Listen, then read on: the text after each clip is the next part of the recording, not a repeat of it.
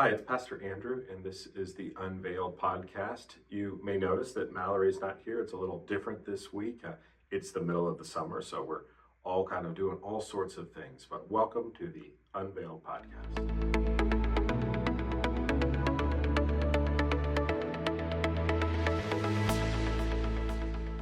This week, I wanted to talk a little bit about a series that is starting next week. On Sunday, we will finish up our Generation series looking at Gen Z. But then we're going to begin a series that I'm calling the Happiness Lie.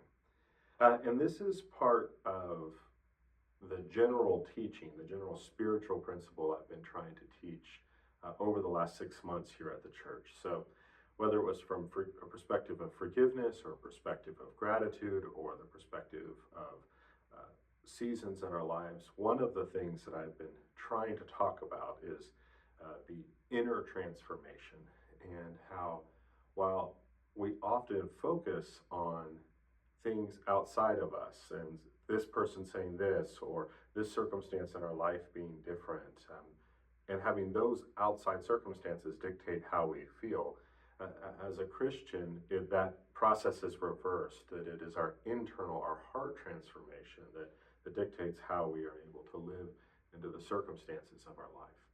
And so I'm going to be applying that also towards this idea of happiness. Now, I don't think that happiness is only a concern for people who do not consider themselves happy. It's true that the United States is not at the very top of the world in terms of people reporting that they are satisfied with your life. Last year, we dropped out of the top 20. And happiness is notoriously hard to measure. It really depends on how a question is phrased. But one of the things I think is more interesting than just whether we are happy or we're not happy, or whether we're satisfied or not satisfied, that can mean so many different things, is the question of how we understand we are going to be happy, our happiness strategy, or what we believe will make us happy. And that's where I think there is a pretty big difference between how this is talked about and thought about, what a good life represents in the New Testament, and how we often see that, particularly in modern America, or really just the modern world.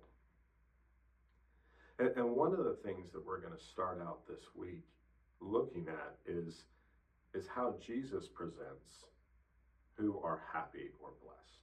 So in the New Testament, there is a word, makarios, that is often translated blessed, or are blessed.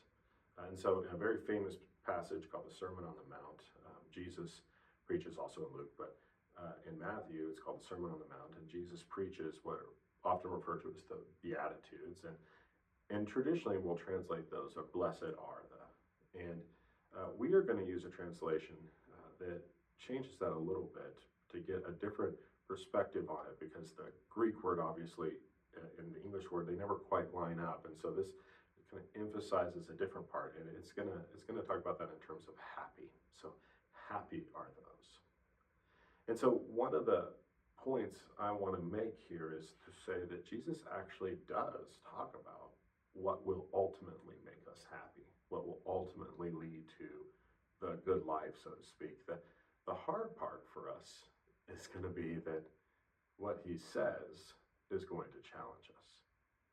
So without just going into everything we're going to talk about over the next few weeks, one of the most important principles that I'm hoping comes out of this, and is something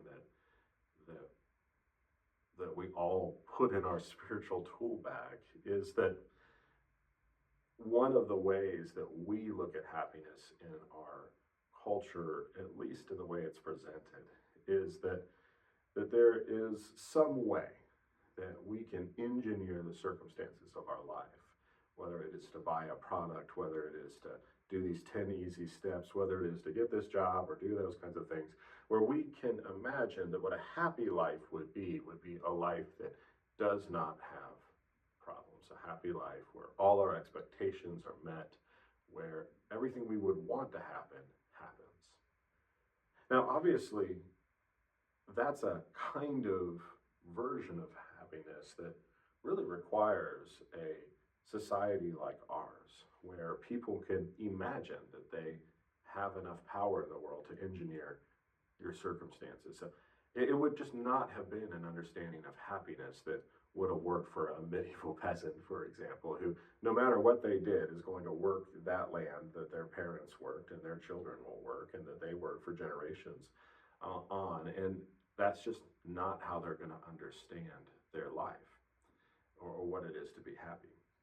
As I got older and began to think more in terms of uh, what the Bible is calling us to do and what inner transformation looks like and what things like virtue look like, and began to really wonder about the moral landscape that I grew up in, but also just how we thought about life.